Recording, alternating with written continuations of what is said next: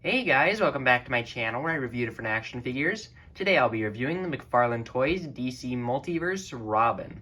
And I know this guy's probably been reviewed a lot already, but it's better late than never, so let's get straight into the video. Okay, so let's go ahead and take a look at the box.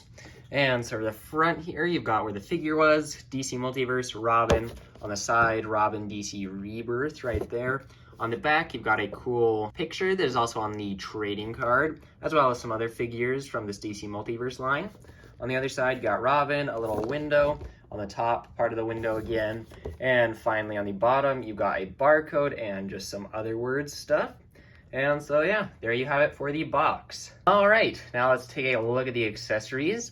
And so first you got the DC Multiverse stand that comes with every figure. It's just black paint all over. You got a peg to help the figure stand up, as well as a small DC logo on the bottom there. Next we have the trading card, which has that picture that was also on the back of the box, looking very cool.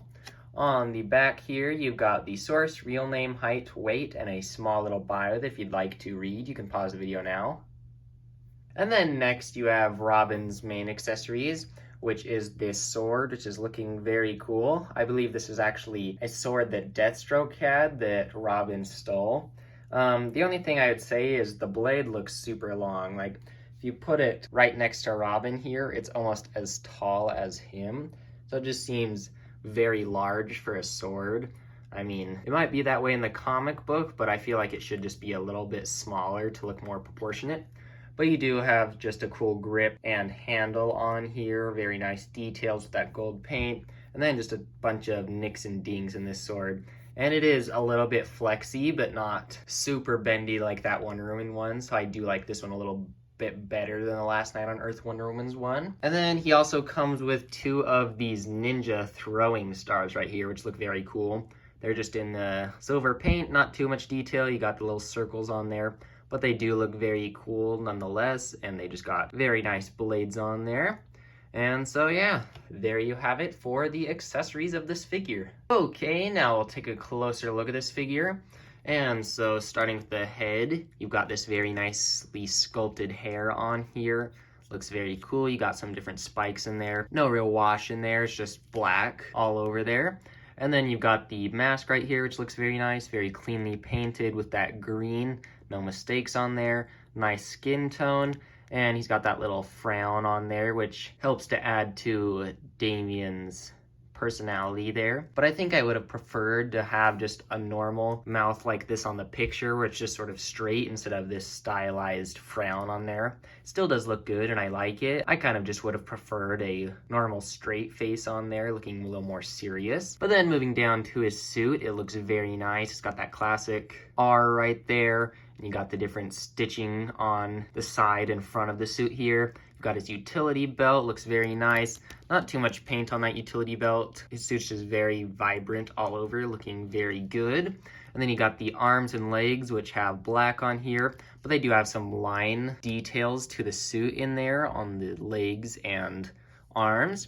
And then you got the gauntlets, which are in this green. Same with the boots, just look very nice. You got the little spikes on the side. And then down on his boots, you got the knee pads right here. Got these very cool shoelaces, which this is like a separate piece right here, which is very cool detail. And I like that a lot. Got all the shoelaces going down. Got some different texturing for the boots here. And just a bunch of different details to make it look super tactical.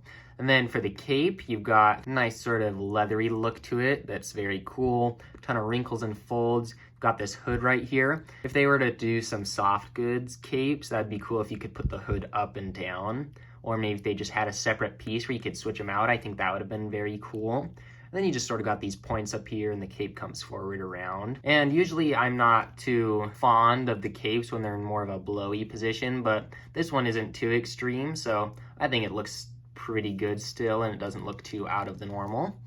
And so yeah, he overall looks very good and I'm really happy with the way he looks here. And now articulation time. And this is actually the part where the figure starts to have some problems. But we'll just go ahead and start anyways. So for the head, you've got going up not too much, got down pretty good, side to side, and quite a bit of tilt on there. Got the arms, just go up that much. Can go back and forth. got the bicep swivel there, and there actually isn't a butterfly joint in there this time, I don't think. But then you've got single jointed elbows instead of double, but they still do make it up there pretty far. Might have a little bit of problems with this gappage here though, that's a little bit annoying. Then you got the wrist, which turn all the way around, and then you've got up and down movement and side to side on this one. And then for the torso, you've got not really too much movement at all. Let's see. You can kind of get it going forward a little bit, but it just doesn't seem soft enough on there. You can go side to side a little bit, and you can go back a little more than forward, but that's pretty disappointing that you can't go super. So that's pretty disappointing that you can't really go or use this articulation under here very much. And then you got the legs, which they are different this time. Instead of having that weird sort of Mcfarlane joint in there, they went to more of a normal ball joint on here. And the legs don't actually stay in very well. They pop out very easily, which I do not like at all. So like you can get them out this far, but they kind of just go down and they're kind of loose on there. So that's pretty disappointing. You do get a little bit of swivel. You can go up that much, can go back that much. And here's where another problem with this figure is. He only has single jointed knees, which doesn't really make sense for such an acrobatic character. And he can only get it up that much. Can't even get him in some like crouching poses that look natural at all. So that's pretty disappointing. You do get a swivel here though, so I mean that's a little nicer, but I really would have liked double jointed knees on here. I think it would have made the figure better. Then you got the ankles, which go forward and back, and then they also pivot side to side, as well as toe articulation. So there you have it for articulation time. Then here's a little comparison with all of the other Bat family members here. I think they all look great together. I think they all scale pretty well. Batman's of course just a little bit too short, and all their scales might just be slightly off, but I do think they look pretty nice in scale. And I'm really hoping that they will make a Tim Drake Robin soon, so you can have the main Bat family complete. And then here's a comparison with the other Robin type character that we have, the Robin Crow, which I think has a little bit better articulation than this Robin does, because you can see his legs can go a little bit past 90 or just about 90 right there. So that's very good on this figure. And then also the torso is actually soft enough that you can move it forward right there and get some decent ab articulation on there, while this one you can't really move quite as well.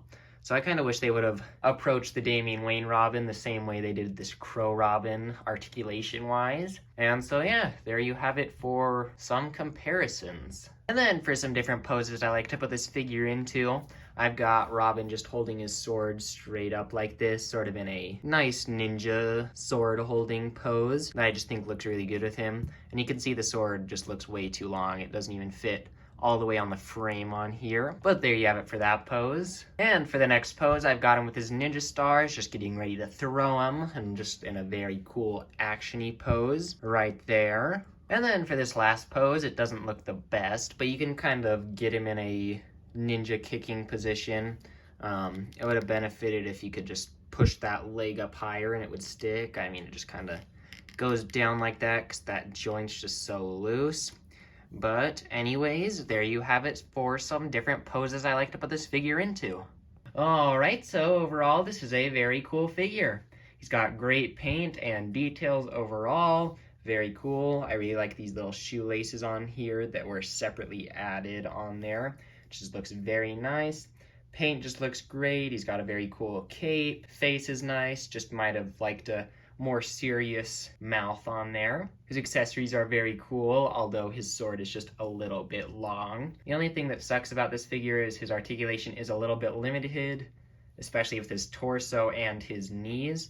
Just really wish his knees could go back a little farther, or they should have given him some double jointed knees. I mean, that should just really be a must for most figures, especially since Damian Wayne's sort of an acrobatic and ninja type character. He should be super flexible and be able to make those high kicks and be able to crouch down real low. But other than that, he is a pretty good figure. And I know I haven't posted for a while. I've been a little busy with school. but I'm going to be posting quite a few videos this week just to get caught up a little bit. And so here's the tease for the next video right here. And so put down in the comments below what the next review will be, as well as what are your thoughts on this figure. Do you like it? Do you hate it? Or are you just in the middle about it? And if you enjoyed this video, please like and subscribe if you haven't already. I really appreciate that. And I hope you have a good rest of your day, and I will see you in the next video.